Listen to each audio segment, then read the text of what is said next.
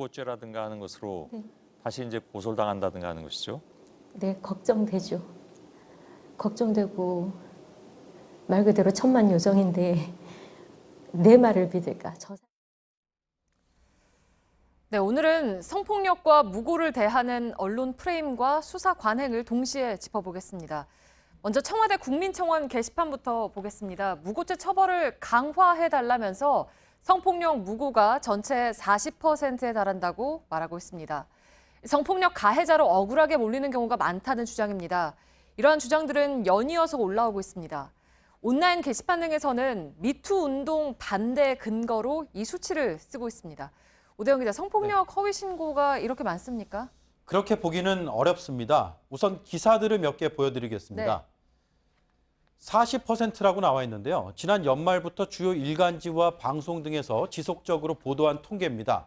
무고로 억울하게 성폭력 가해자로 몰리는 사례가 많다는 점을 꼬집는 근거였습니다. 출처가 경찰청으로 되어 있는데 하지만 경찰은 물론이고 법무부, 검찰에 모두 확인한 결과 관련 통계를 집계하거나 발표한 적이 없다고 답했습니다. 네. 그리고 시스템상으로도 범죄별로 무고죄를 분류하는 것 자체가 불가능하다고 합니다.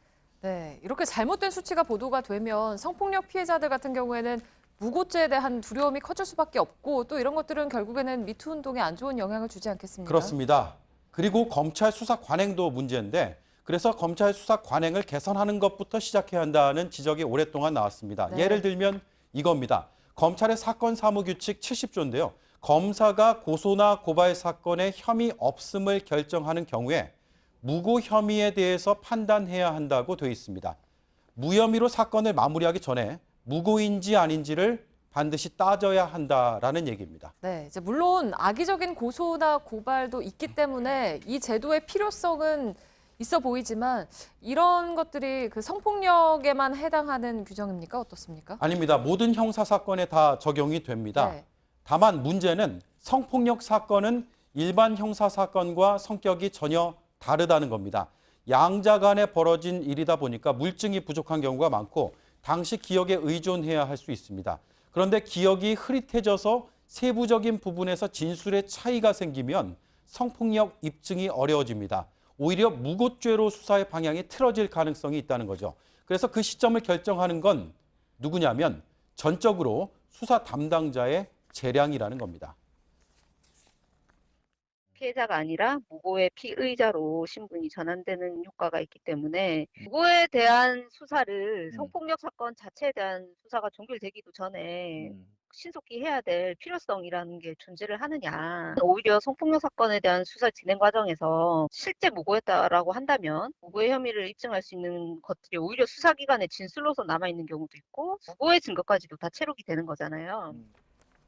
네, 그러니까 성폭력 피해를 주장하는 쪽에서는 그러니까 본질이 아니라 이렇게 무고죄를 의심을 받으면 상당히 위축될 수밖에 없잖아요. 그렇습니다. 그래서 이 규정을 개선해야 된다는 목소리가 계속 나오고 있고 네. 문재인 대통령도 후보 시절에 성폭력 무고 수사 지침 및 절차 마련을 공약한 상태입니다. 국회에서도 2016년에 개정 법안이 발의가 된 적이 있습니다. 성폭력 수사가 모두 끝난 뒤에 그 뒤에 무고 여부는 별도로 수사를 하자는 내용이었습니다. 하지만 단 한 차례도 논의되지 않았고 법안은 현재 계류 중입니다. 네, 결국에는 피해자를 배려하는 그러니까 피해자 중심의 수사 방식이라고는 볼 수만은 없겠군요. 네, 무고죄가 큰 범죄고 엄격히 따져야 되는 것도 물론 맞습니다. 네. 단 미투 운동이 일어난 배경을 본다면 성범죄의 특수성도 함께 감안해서 보다 세심하게 제도를 바꿔야 한다는 지적에도 귀를 기울일 필요가 있다는 지적 우리가 들어봐야겠습니다. 네, 팩트체크 오대영 기자였습니다.